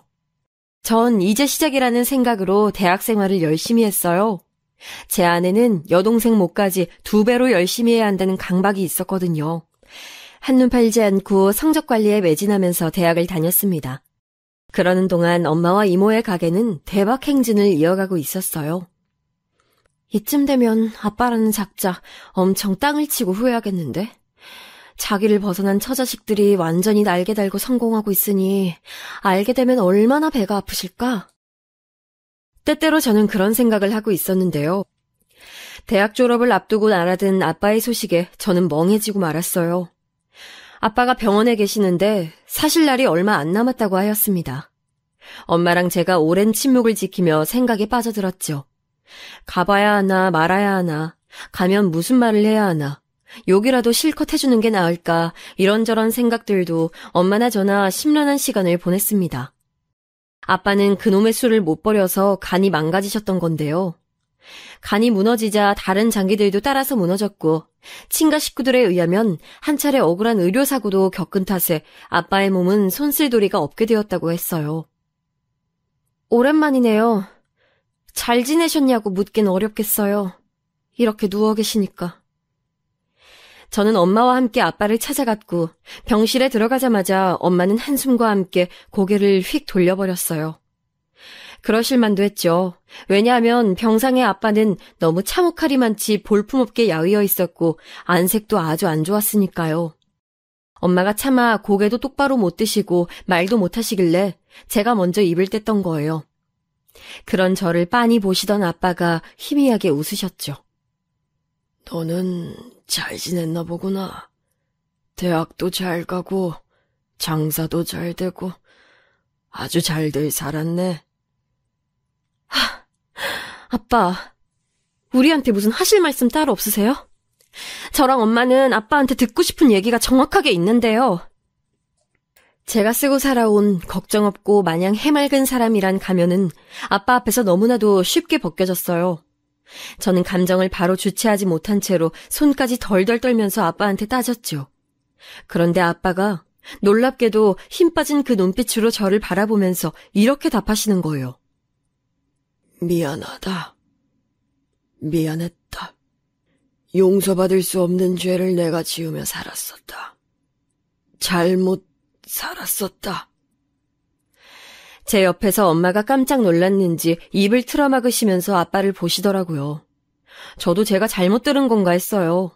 이토록 쉽게 사과를 받을 수 있을 거라곤 상상도 못했었거든요. 지난 세월 아빠 때문에 꽂힌 비수가 아직도 가슴 깊숙한 곳에 박혀 있었지만 그 위로 날아든 사과에 저는 갈피를 잡을 수 없어졌죠. 그 사과를 받아주면 저희 모녀의 지난 괴로움이 다 아무것도 아닌 것으로 치부될까봐 그럴 수가 없었어요. 저는 그래서 아빠의 진심 어린 사과를 외면해버렸어요. 제가 먼저 자리를 떴고 엄마는 아빠와 따로 오랜 대화를 나누셨어요. 무슨 얘기를 했냐는 저의 물음에 엄마는 그냥이라고 답하셨지만 분명히 깊은 대화가 있었을 테죠. 아빠는 그로부터 한 달 후에 돌아가셨어요. 그리고 유산을 저희 모녀에게 남기셨습니다. 저희에겐 아빠가 이혼하면서 가져가셨던 집뿐만 아니라 다른 돈도 생겼어요. 보험금을 포함한 모든 금액이 다 저희에게로 넘어왔거든요. 친가 식구들이 설마 돈을 다 줄 것이라곤 상상도 못한 일이었기에 어리둥절했었네요. 저에게 할머니는 원망의 대상이었는데 다 늙어서 쇠약하신 모습으로 가끔 얼굴이나 보여다오 이렇게 말씀하시니까 눈물이 핑 돌더군요. 사람 마음이란 너무 나약한 것 같아요. 아빠는 돌아가시면서 편지를 딱 한 장 남기셨어요. 여동생 앞으로요. 그걸 여동생은 닳고 닳도록 읽었습니다. 너무 많은 감정들이 얽혀있는 가족사였기에 저는 이걸 꺼내 보이며 살고 싶지 않았어요. 결혼에 대한 원초적인 불신도 강했기에 시댁이니 친정이니 하는 주제도 껄끄러웠고요. 제가 속에 많은 이야기를 담고 있는 것이 캥기니까 아예 남의 가정사도 듣고 싶지 않아졌던 것이겠죠. 설마 이런 제가 결혼을 생각하게 될 줄이야 저도 놀라울 따름이었죠. 상대는 저보다 2살 연상이었고요. 직장 동료가 자기 지인을 소개시켜줬는데 그 지인이랑은 안 맞아서 헤어졌거든요. 그런데 웃기게도 그 지인의 친구랑 제가 눈이 맞았어요. 남녀관계란 정말 오묘한 것 같아요. 그렇게 남자친구랑 사귀게 되었고 한 번도 저한테 먼저 결혼 이야기를 꺼내지 않으면서도 저에게 깊은 신뢰를 보내주는 남자친구한테 저는 점점 빠져들었습니다. 남자친구는 제 말이면 다 따라줬어요. 전 사실 잘난 남자가 필요 없었어요. 못난 남자가 좋다는 건 아니었고 굳이 잘난 조건을 따질 필요가 없던 거였는데요. 남자친구가 객관적인 조건은 빼어나지 않았으나 저를 잘 맞춰줬고 다정다감한 성격에 애교가 많다는 것도 너무너무 마음에 들었어요. 욱하는 성질도 없었고 체질상 술도 잘 못 마셨죠. 남들이 들으면 황당하다고 할진 모르겠으나 저는 남자친구가 담배 연기 맡고선 콜록거리는 모습에 결혼하고 싶어진 사람입니다. 아무한테도 이 진짜 이유를 밝힌 적 없었지만 사실은 담배 연기에 질색하는 모습 때문에 저는 결혼하고 싶어진 거였어요. 사계절을 같이 나봤는데 어느 계절에 만나도 남자친구는 저한테 짜증 한 번 안 내고 늘 헌신적이었죠. 그래서 제가 날 잡아서 청혼했어요. 나 내년에 연봉 협상 끝내주게 잘해낼 거야. 지금보다 돈을 더 잘 벌 거고 나는 사회생활뿐만 아니라 집안일도 잘해. 오빠가 어딜 가나 자랑하고 싶은 아내가 돼줄게. 그러니까 나랑 결혼해주라. 제가 장난기 하나 없이 그러는 모습에 저의 진심을 알아챈 남자친구가 제 청혼을 받아주었죠. 저랑 먼저 사귀자고 한 것도, 매번 데이트 때마다 안달을 낸 쪽도, 늘 사랑한다고 애정 표현을 한 것도 남자친구 쪽이었어요. 제가 먼저 진심 어린 감정을 딱 한 번 표현했던 게 바로 청혼이었죠. 남자친구는 제가 영영 결혼 생각이 없는 줄 알았다면서 놀랍고 감동이라 그랬어요. 제가 워낙 집안 이야기도 안 하고 깊은 대화도 안 하고 그냥 일 얘기, 연예인 얘기만 하니까 자기랑은 결혼할 생각이 없는 게 아닐까 하는 짐작을 했었대요. 저는 남자친구에게 결혼하고 싶은 마음이 진심이라 그랬고 양가에 인사를 드리고 싶다 했습니다. 어쩌다 보니까 먼저 남자친구의 부모님을 뵙게 됐어요. 저를 댁으로 초대해 주셨거든요. 남자친구는 전형적인 평범한 가정의 표본에서 자라왔더라고요. 깊은 사정은 모르겠지만 보이기론 그랬어요. 한 회사에서 20년 이상 재직하신, 무뚝뚝하시지만 가정에 충실하신 부친, 집안 살림하며 내조에 충실해 오신 모친, 알만한 중견기업 다니고 있는 연년생 누나, 오래됐지만 위치가 좋은 아파트에서 15년째 살고 있다는 배경까지 너무 이상적인 평화로운 집안처럼 보여서 제 기분이 이상했어요. 질투심이었을지도 모르겠네요. 아빠는 병으로 돌아가셨고 엄마는 간단히 일하시면서 지낸다고 그런 정도로만 저는 제 부모님을 묻는 질문에 답했어요. 왠지 눈치로 보건대 양친께서 저를 썩 마음에 들어 하시는 것 같진 않았어요. 그런데 제가 저 재직하고 있는 직장 얘기를 하니까 표정이 밝아지셨죠. 제가 명문대 출신에 우리나라 사람이면 모를 수가 없는 기업에 다니고 있다는 걸 아주 높이 사셨어요. 우리 아들은 워낙 성격이 무르고 착해서 이게 장점이자 단점인데 야물 딱지고 똑 부러지는 아가씨를 데려오다니 이런 찰떡궁합을 봤나. 어머님께서도 제 직장 얘기를 듣고는 무척 즐거워하셨죠. 남자친구가 좋은 말로는 착하고 나쁜 말로는 호구 같은 사람이었는데요. 그걸 어머님께서도 알고 계신 모양이었어요. 제가 남자친구의 그런 점을 보완할 수 있을 것으로 보인다고 말씀해 주셨죠.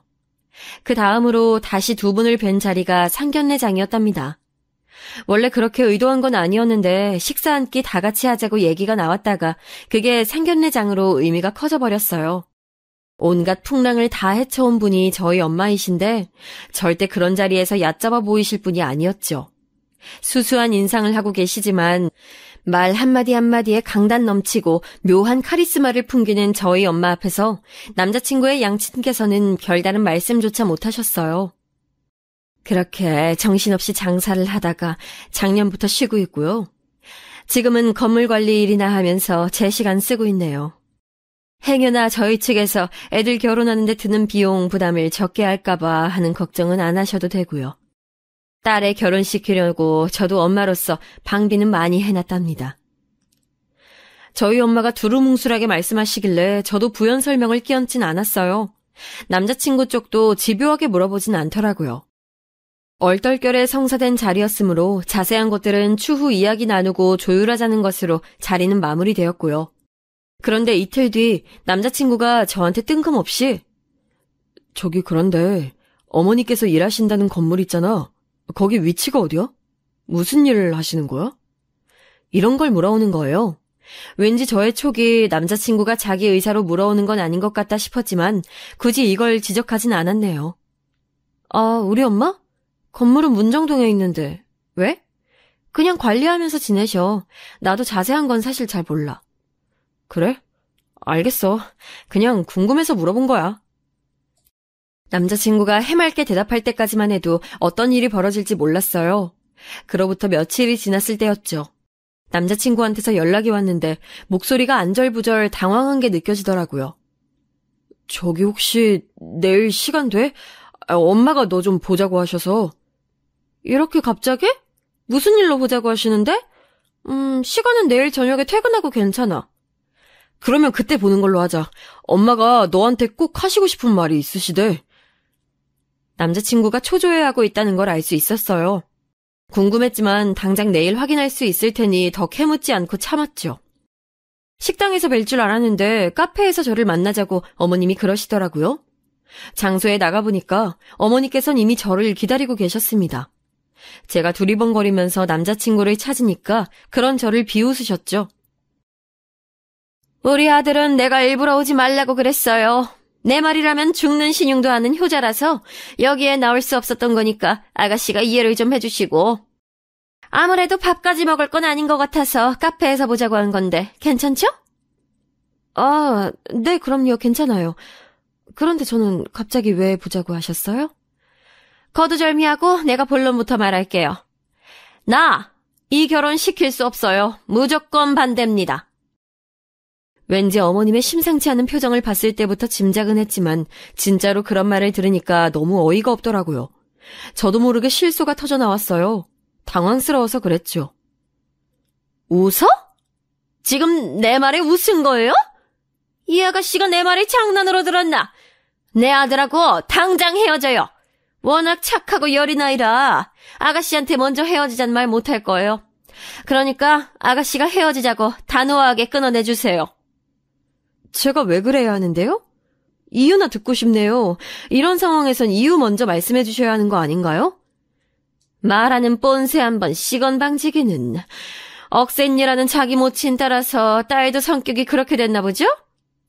내가 작정하고 그러려던 건 아니었고 결혼할 사돈댁이라고 생각하니까 도저히 그 배경을 모른 채로 결혼 진행할 수가 없어서 조사 좀 해봤습니다. 조사를 해봤다니요? 혹시 그 건물 알아내신 거예요? 엄마가 일하신다는? 바로 얘기 나오는 거 보니까 아가씨도 속으로 찔렸나 보죠? 모친이 계신다는 그 건물, 지난번 식사 자리에서 건물 이름 들었던 게 생각나서요. 어디에 있는지 동네를 알고 나니까 찾기 쉽더만. 직접 가봤더니 난 또 건물 사무일이라도 하는 줄 알았는데 청소? 청소! 빗자루 들고 건물 앞에서 바닥 쓸고 있는 사람 보고서도 내가 진짜 설마 했었어요. 그런데 조금 있다가 다시 보니까 건물 안에서 유리 닦고 있더라고요. 건물 안에 화장실도 오가면서 거기도 닦고 있는 모양이던데 옷은 해진 옷 입고 억척스레 청소하는 모습 보니까 아이고 이거 진짜 일났다 싶었네. 이 결혼 차마 내가 시킬 수가 없겠더라고. 세상에나 어머님께서 하필이면 저희 엄마가 건물 청소를 솔선수범하고 계실 때 목격했었나 봐요. 음침하게 그곳까지 찾아가서 훔쳐본 어머님께 화를 내야 할지 아니면 어떤 일 하시는지 같은 걸 두루뭉술하게 설명하며 숨겼던 것을 사과드려야 하는지 순간 헷갈리더군요. 제가 갈팡질팡하고 있을 때 어머님께서 강하게 말씀하셨어요. 부디 오늘 한 번에 알아듣길 바랄게요. 아가씨 자체로는 참 훌륭하고 멋진 여자 같아요. 네, 그건 나도 인정하겠습니다. 그런데요, 결혼이라는 건 집안끼리 하는 거라서요. 아가씨네 집안이랑 우리 집안은 급이란 게 안 맞아요. 쓰레기 냄새 풍기면서 청소하는 홀어머니를 둔 여자랑은 내 아들을 결혼시킬 수가 없다고. 뭐라고요? 쓰레기 냄새? 저기 어머님, 말씀이 지나치시네요. 지금 저희 엄마께서 건물 청소일 하니까 급이 안 맞는다고 그런 말씀하시는 거죠? 정말 어이가 없습니다. 사람 가치를 그렇게 판단하세요? 노동에는 귀천이 없는데요. 귀천이 없다니 그딴 순진한 소리를 어디서 하는 거야? 이보세요. 내 아들은 그쪽보다 더 잘난 집안의 여자랑 결혼할 수 있는 남자라 이거예요. 연애만 하면 모를까 결혼이라면 이건 안 되는 거지. 어쩔 수 없이 두 사람 결혼시켜봐. 그럼 내가 과연 발 뻗고 잘 수 있을까요? 난 내가 못 그럴 것 같거든요. 더 괜찮은 집안의 며느리를 들일 수 있었는데 하자도 없는 내 아들이 뭐가 아쉬워서 건물 청소부 장모를 둬야 하나. 이 생각으로 내가 밤잠 설칠 게 분명하단 말이죠. 이렇게 캥기는 게 있을 땐 안 해야 맞는 거거든요. 하여간 내 아들하고 헤어져요. 결혼? 웃기지도 말라지. 어머님께서는 저에게 일가를 터뜨리신 후 먼저 자리를 뜨셨어요. 남겨진 저는 하도 어이가 없어서 한참을 혼자 헛웃음만 흘렸죠. 그러다가 남자친구가 보낸 카톡을 확인하고 나서 전화를 걸었어요. 어머님이 나보고 오빠랑 헤어지라는데? 오빠 생각은 어때? 난 오빠만 나 좋다 그러면 기꺼이 가시밭길 걸어볼까 해. 내가 다 감수하고 오빠랑 결혼할 생각 있어. 뭐? 글쎄... 나는 여전히 네가 너무 좋고 사랑하고 결혼하고 싶고 그런 마음인데 솔직히 엄마 때문에 걸린다. 엄마가 눈에 흙이 들어와도 절대 이 결혼 안 된다고, 죽는 한이 있더라도 반대할 거라고 막 어제 나한테 소리까지 지르셔서 우리 엄마가 원래 안 그러는 사람인데 그렇게 화내는 모습을 처음 봤어. 그런 엄마 모습이 자꾸만 눈앞에 아른거려. 내 마음은 너한테 있는데 눈에는 엄마 모습이 보여.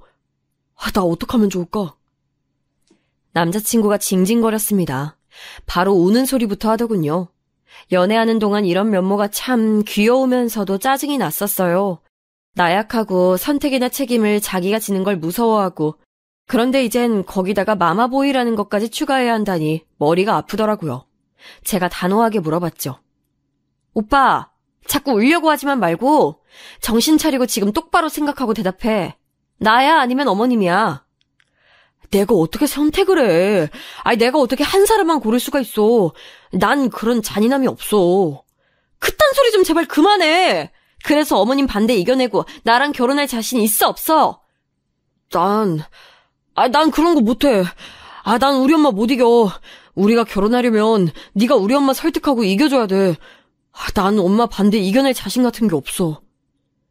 그래놓고선 저를 사랑한다면서 질질 짜더군요.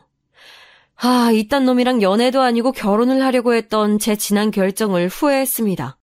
어떻게 이런 남자랑 평생을 살 수 있겠어요.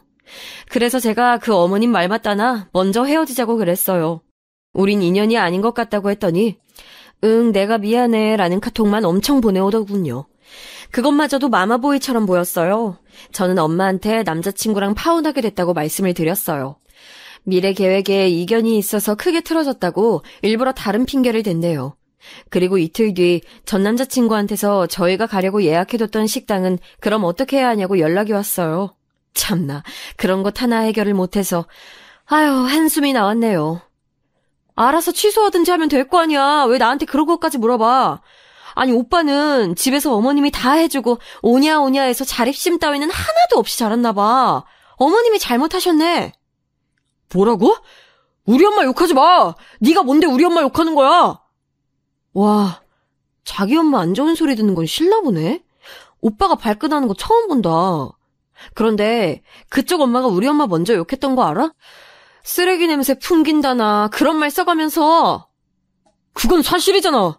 건물 청소일이나 구질구질하게 하시니까 우리 엄마가 그렇게 말할 수밖에 없었던 거지. 야, 구질구질이라니. 말 가려서 해. 그리고 그 건물 우리 엄마 거야. 우리 엄마가 그 건물주라고, 이 바보야. 제가 통쾌하게 한 방 날려버렸고 전 남자친구는 그대로 말을 잃더니 정신 차리자마자 저한테 사과를 해댔어요. 다 미안하다고 몰라서 그랬던 거라고 울며불며 매달렸죠. 반신반의했는지 그 다음날 저희 엄마의 건물에 출몰했었다는군요. 저희 엄마 성함 대면서 여기 건물주 맞냐고 입주자분께 막 물었대요. 그 입주자분은 맞다고 대답했고요. 그때부터 전 남자친구고 그 모친이고 간에 아주 저한테 석고대죄를 해대는데 이미 떠나간 버스인데 어떻게 잡겠어요? 불가능했죠. 그 건물은 아빠가 돌아가시고 나서 차곡차곡 준비했다가 4년 만에 엄마가 사들이신 거예요. 사들이고 나서 건물의 가치는 확 올랐고요. 설마 그 건물로 하여금 사람을 가려내게 될 줄은 몰랐었지만요. 저는 결국 그 전 남자친구랑 다시 만나지 않았고 대신 연애 감정이 훅 떨어져서 계속 혼자서 지냈어요. 그러다가 진짜 인연을 만나서 지금은 결혼을 앞두고 있답니다. 결혼 진행하다 보니 생각이 많아져서 사연까지 적어봤네요.